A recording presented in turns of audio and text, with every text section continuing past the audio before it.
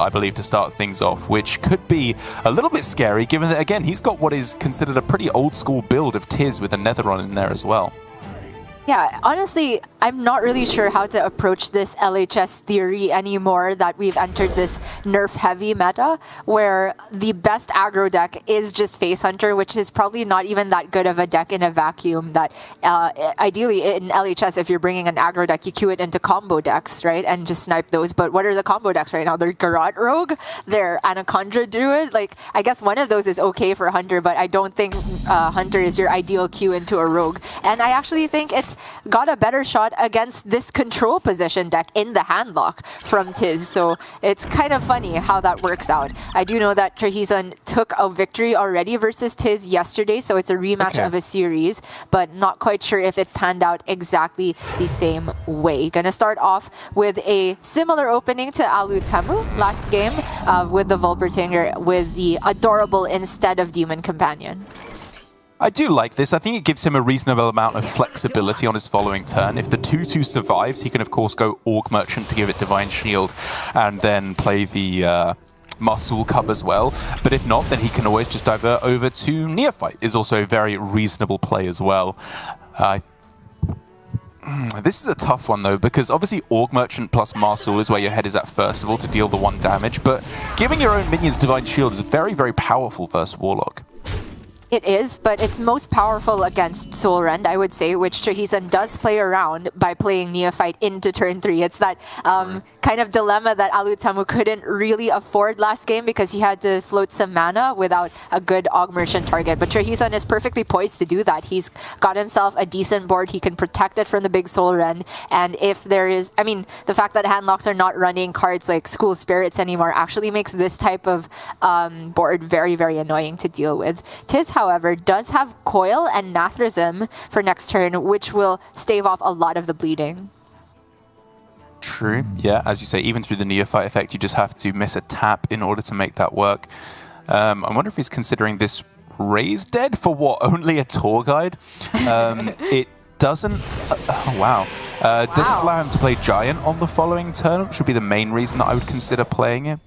But, yeah, wow. A little surprised by that, I've got to be honest. I mean, the quest completion could get done at any point, like you could raise that a bit later. Maybe it's a little bit inefficient if you have to tap first. Maybe TIZS was just hoping to spend full mana with the tour guide next turn and whatever he would get off the top. But in a Neophyte world, tour guide's not coming down this turn. Very interesting. Either way, the Giant is, of course, playable on the following turn for TIZS, potentially with, like, Tour Guide and Drain Soul as well, actually. There's quite a lot of maneuvering that he can do here to get himself a big Flesh Giant for very cheap. But he, of course, needs to worry about the threats on the other side from trahison. I was going to say he needs to be afraid of leaving a Tour Guide in play because the threat of Rhino, but trahison obviously took the Volpertinger there for just more immediate damage.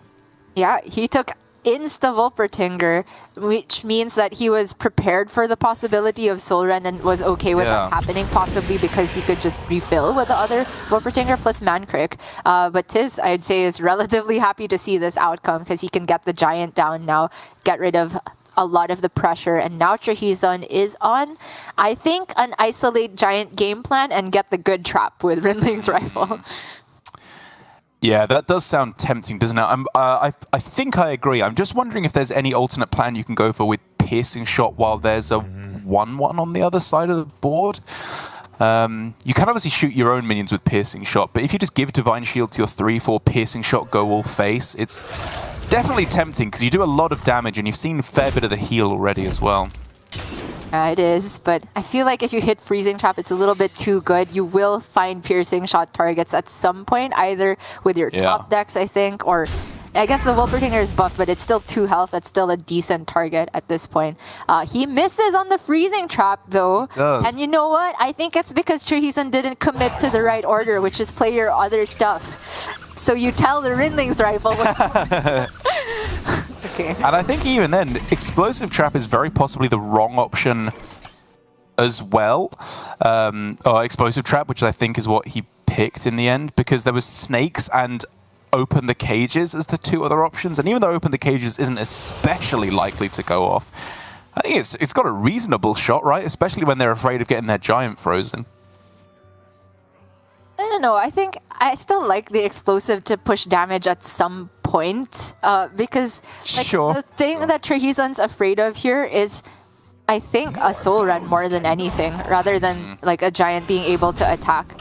And in that world, you just want to have maximum damage with piercing shot and your Rinlings to get the job done in the next couple turns. TIZS very happy with the null top deck to test freezing trap, but finds out it's actually not freezing trap. And as it happens, now Trahison has a good piercing shot target. Oh, it's so sick. Funny how this works out.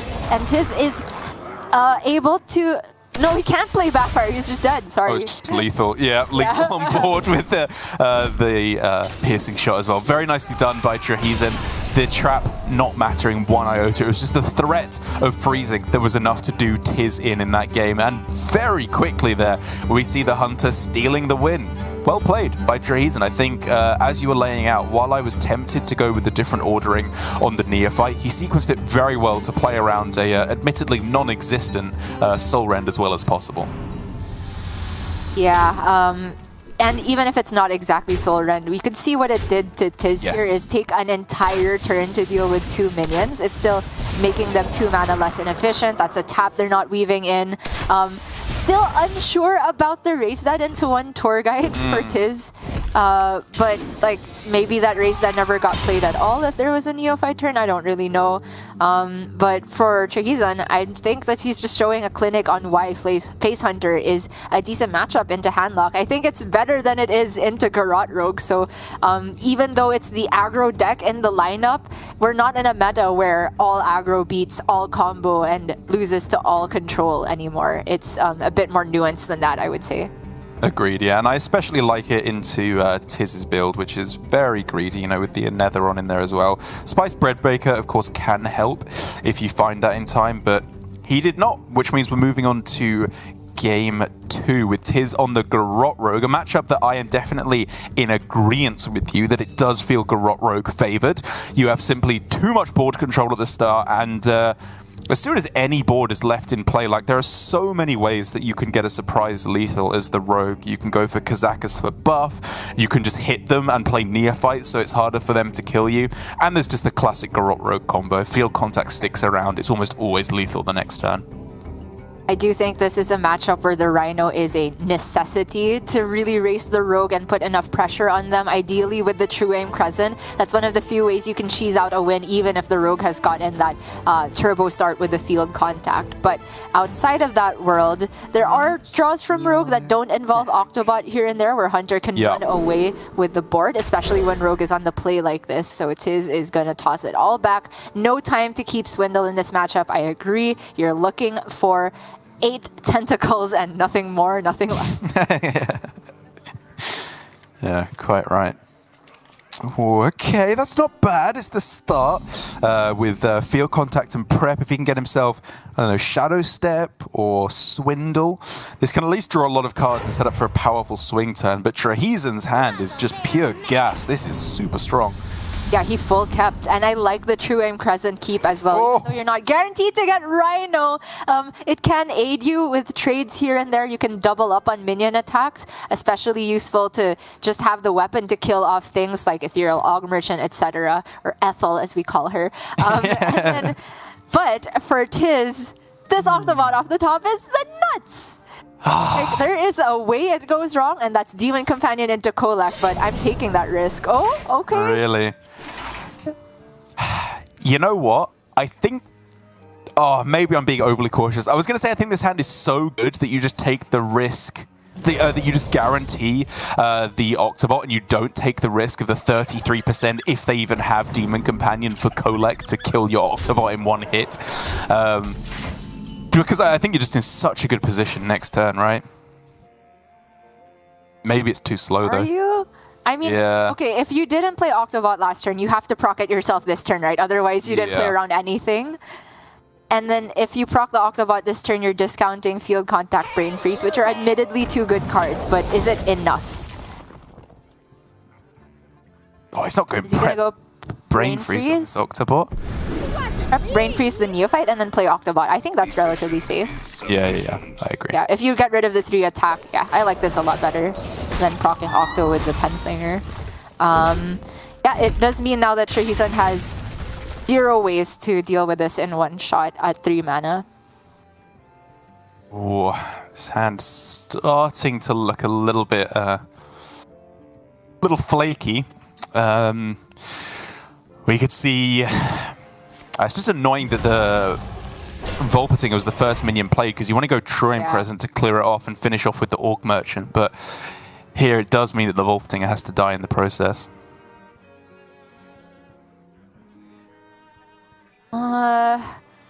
Could mess around with like not playing the Crescent. Like you can proc the Octo with your Aug Merchant. Yes, it gets shield, but it's not that much better on board if you have a 2/2 taunt in the way. But then the other mana gets spent on Aug Merchant, which just puts a useless shield on the 2/2, right? Because there's a 1 attack minion on the other side, so nothing looks clean. I agree.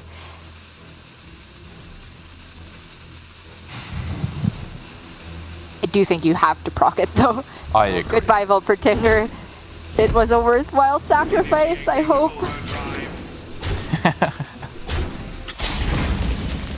Okay, and with...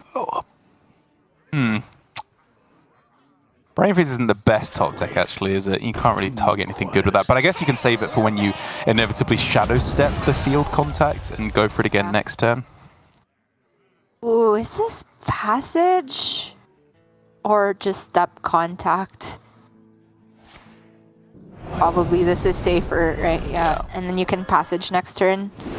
You don't even leave anything on board. Not that Rhino was available yet, but yeah, there's no big punish, I think, for waiting a little bit longer here.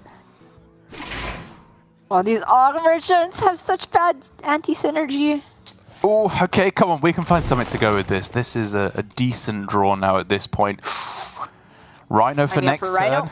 Yeah, with the True Aim as well, no doubt. You know there's going to be a lot of minions given there's a field contact in hand. Yep.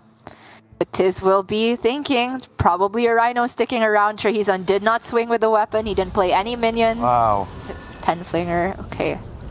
No contact is a little surprising for me there. Like, I know it leaves him with 1 less mana, but it bolsters your card draw so drastically. And when you get given a hand like this, you wish you had anything to draw some extra cards. This is a disaster.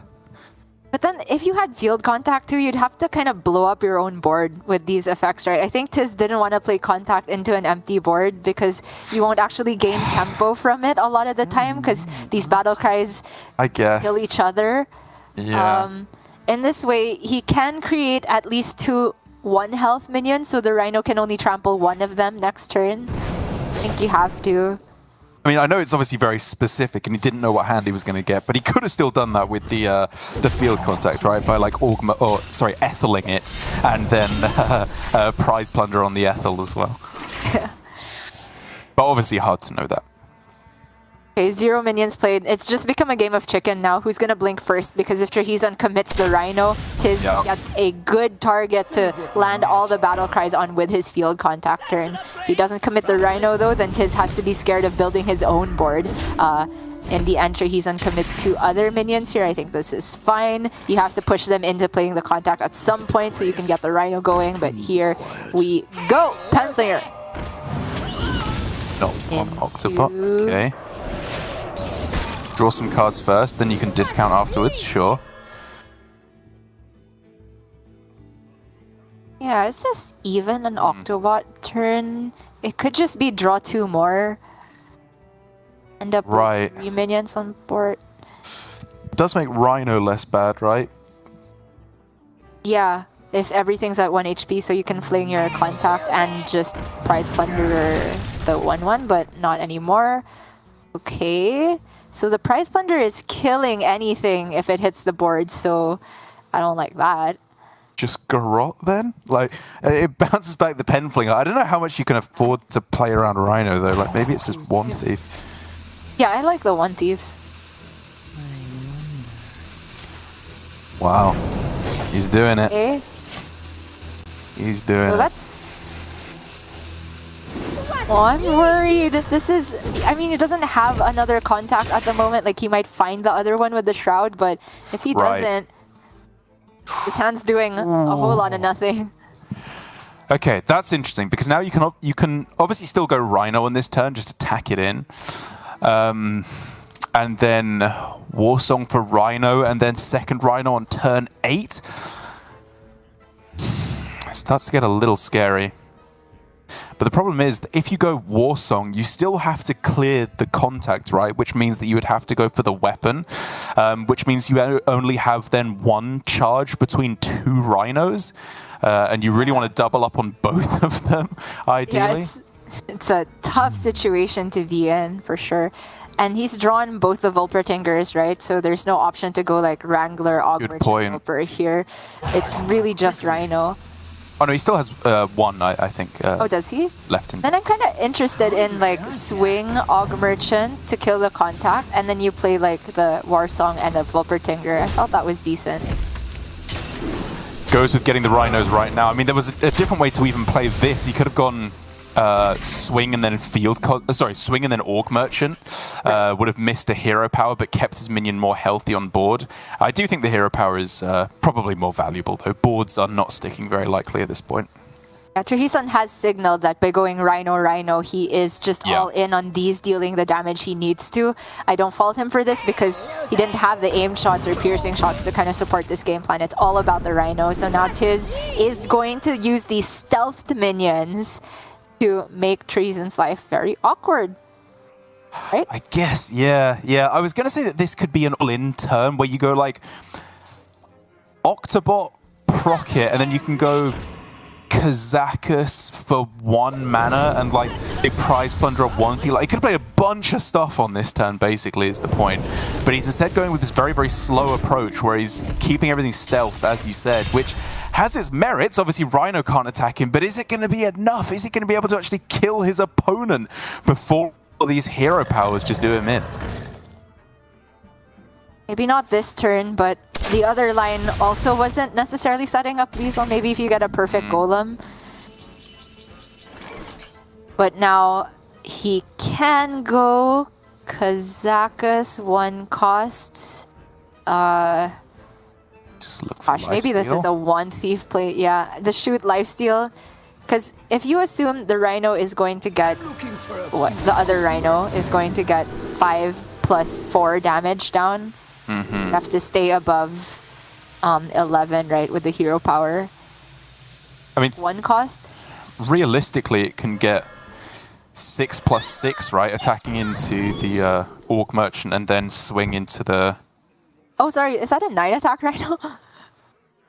No, it's 7, right? Oh, okay, sorry. I just completely ruined my math. Yeah, 6+7. So, you're theoretically dead at this point already, unless you get some kind of healing, which I don't think he got off the lesser golem. He got lifesteal, but didn't get deal 3. So he needs to try and make sure there aren't any targets that are in the health range to die to it. But I think now by attacking into one of the 1 healths, swinging into one of the 2 healths, and hero power, as long as he doesn't target the lifesteal minion, he's won the game. He actually could have still targeted it because he had the adorable as well. Oh, true, yeah. And the hero power. But Trahison not going to BM at all there. Wow, that's Face Hunter with 2 wins. Unexpected. Yeah. Especially since the Rogue didn't have that bad of a start. I mean, TIZS had the Octobot. We can argue about whether it was supposed to be played on 2 or not. I still think he came up with a good compromise on turn 3, but it's just this Rhino, right, with the True Aim Crescent. It just presents too much of a threat turn after turn, and even if TIZS knows it's there, there's just not that much of a way to play around it. And I think the problem I have is that TIZS was always going to make this kind of a play, right? He was always going to go wide and pray that you can just win the game on the following turn. Granted, the benefit of his line of doing it very late was that he had the ability to play Kazakus, get a golem, and if he'd got lifesteal and shoot, maybe he could have survived for 1 extra turn. But I feel like he could have gone for it a couple turns ago, and then maybe, even though you're taking a lot of damage, it's possible that you can get the counter pressure. Like, it was rough either way because he was just taking so much damage, but the overall point being that this hesitant approach he was taking to try and not give Rhino any good targets was eventually always going to fall apart.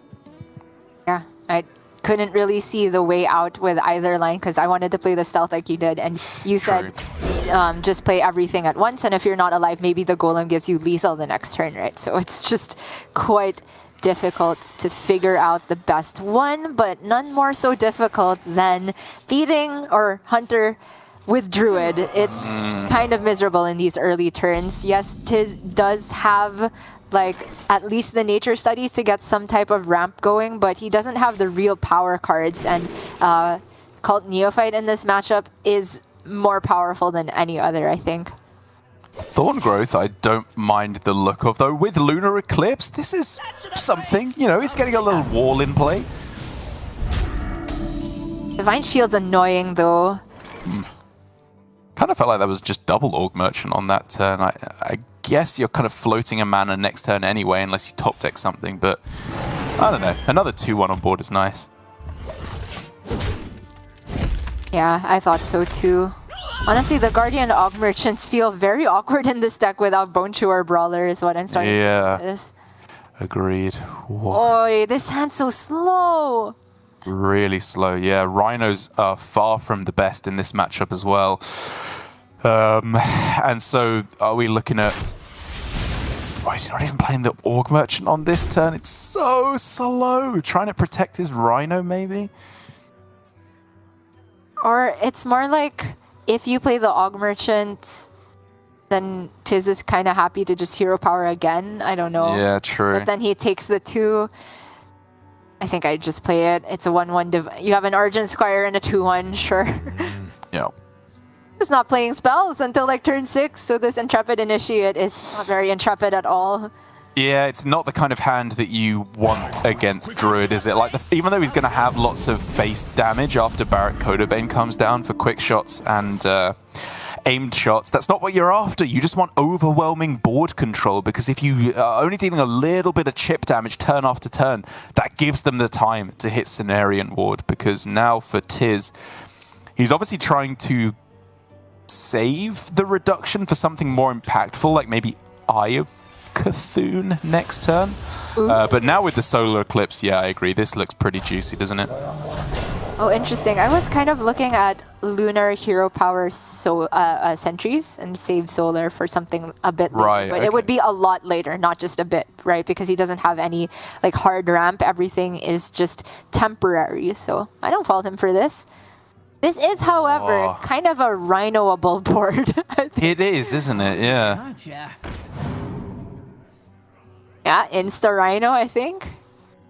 I agree. And then you're not even attacking? I mean, I guess you do want to start chipping through this, yeah. Just one.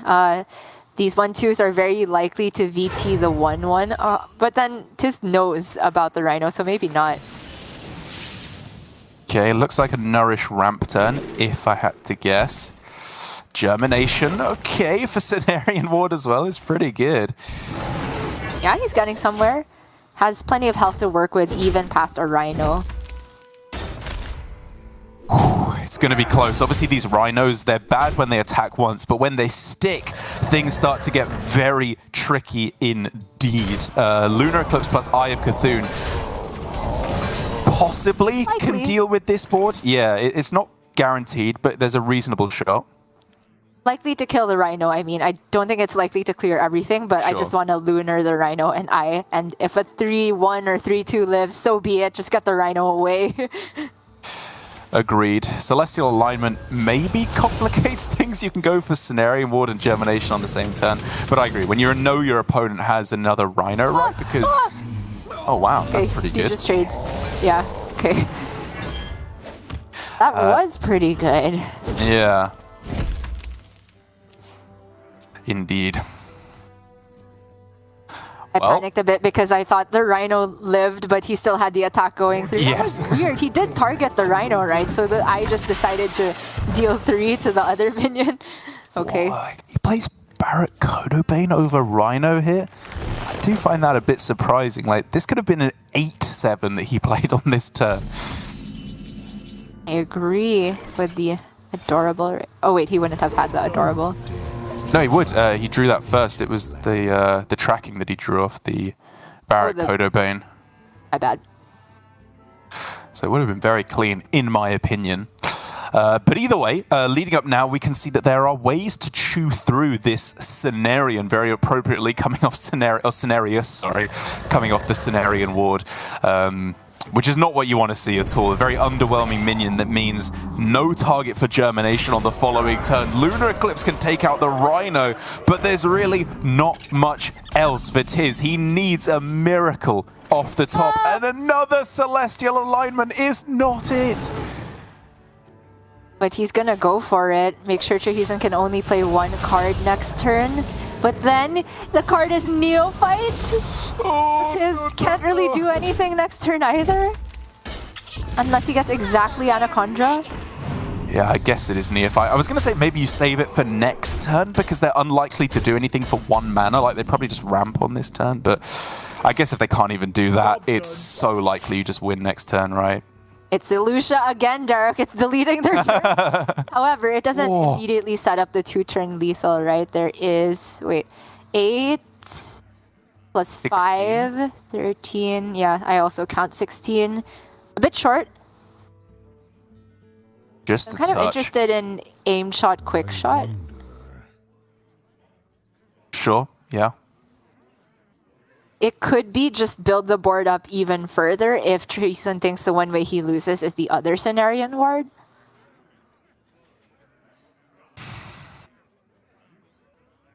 Close. I mean, you could obviously consider tracking to try and find the other Neophyte to shut that down anyway. Oh, wow. All right. A lot of mana to spend, though, when you only have 2. Another aim shot. Well, he doesn't have mana to spend all of it and fit in the hero power. Is it ever just Wrangler? Wrangler. There's still a Vulper Tinker, right? Yeah, you can buff it up. Okay. Yeah. So it is a board-based game plan.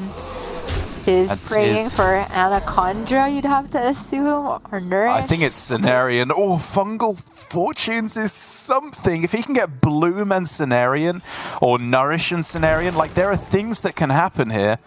Yes, okay. Oh! Yes, and Shell, yeah. That's not bad. That is 4 2/7s. It's 4 2/7s, and then he dies, but it's something. It is something. Like, yeah, he has no way to gain armor, so it is just over. And he knows that it's over. Oh, no, sorry. He only knows about quick shot, aimed shot. Right. So he'll think it is 6. Yeah, very possibly like 9 with another shot or aim shot. Yeah. Oh, he's drawing. He's drawing further, looking for Anaconda or Bust.